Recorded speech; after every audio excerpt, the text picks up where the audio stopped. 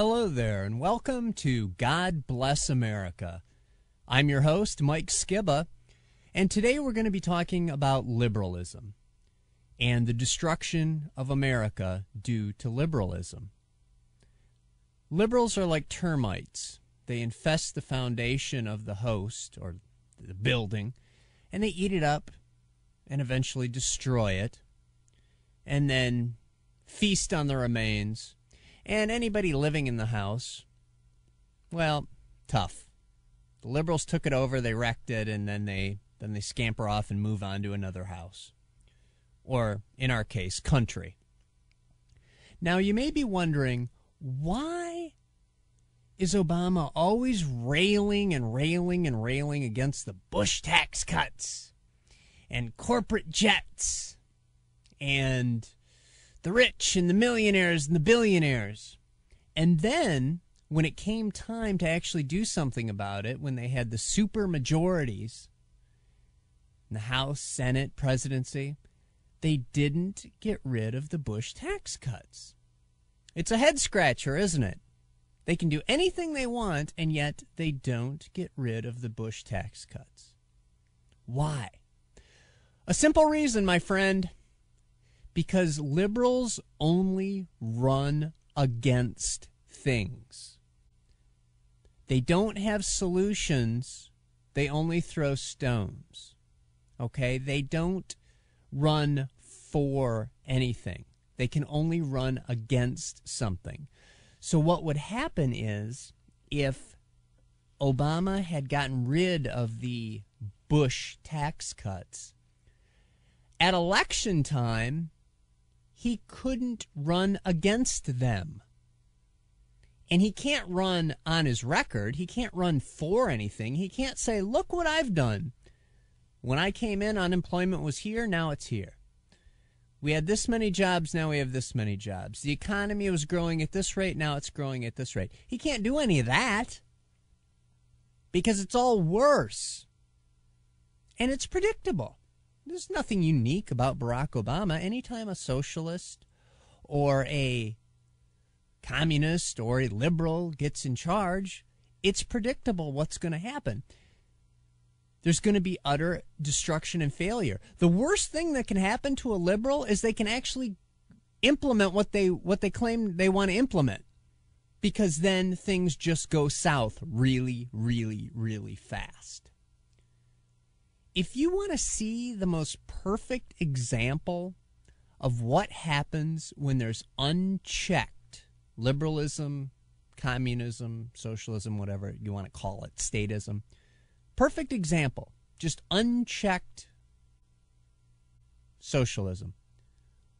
Look at Cambodia in 1975 to 1980. They implemented the perfect socialist utopia.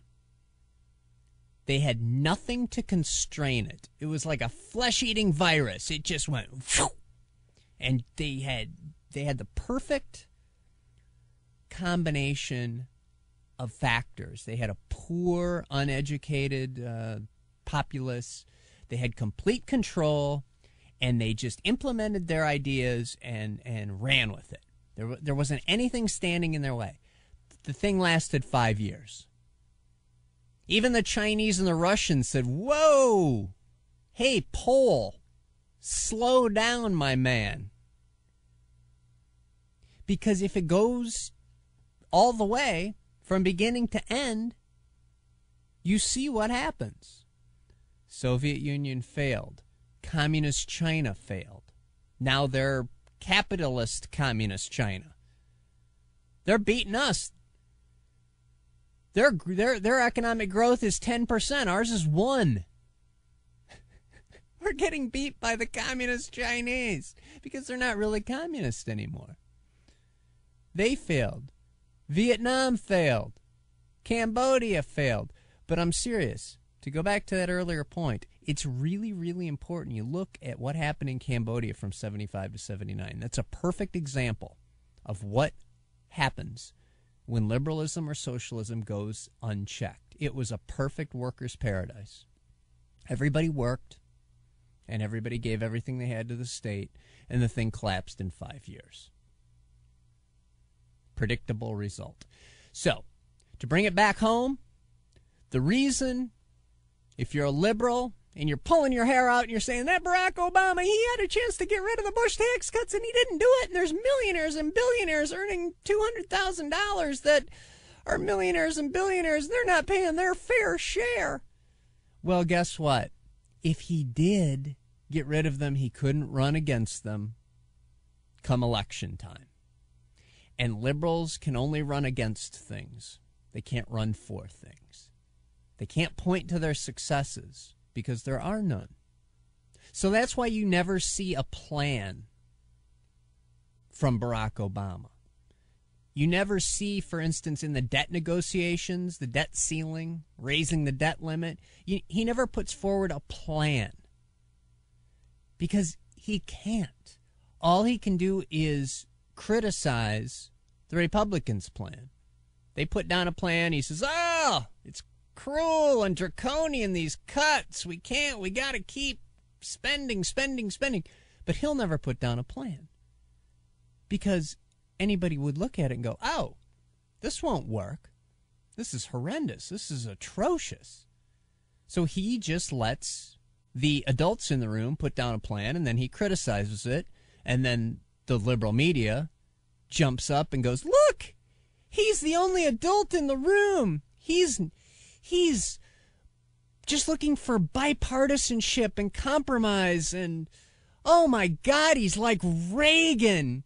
Except we hate Reagan, but when he didn't get rid of the Bush tax cuts, he was talking like Reagan. And we know people like Reagan, so we'll say he's like Reagan, even though we hated Reagan and everything Reagan stood for, he's like Reagan. He's so mature and above the fray. So Obama just sit there and let people present their plans, and then he'll throw stones and criticize them, and then he'll say, I'm so above it all. Look at me.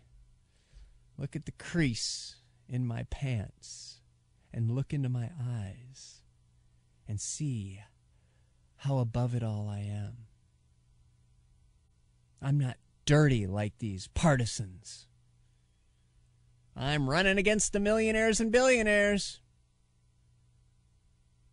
Oh, wait, Liberal Puppet wants to say something. Yes, Liberal Puppet?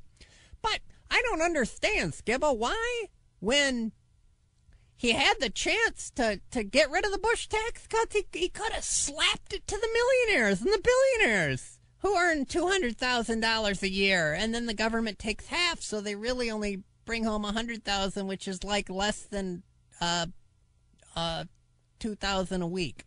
But they're a millionaire, and they drive a corporate jet.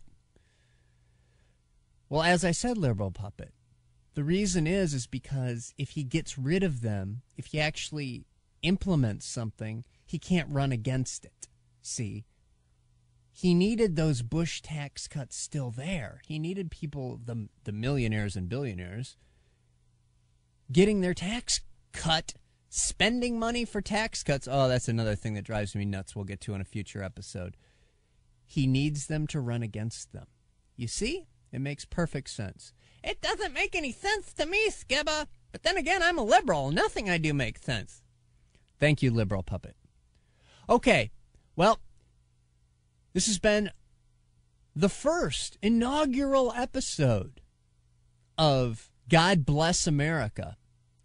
So stay tuned, because there's going to be future episodes, and in the future, I want to get to this paying for tax cuts thing. That's like my number one pet peeve. When I hear that, I just want to scream and shout. I want to scream and shout when I hear that, the way Obama wants to scream and shout when he sees a millionaire earning $50,000 who's not paying his fair share.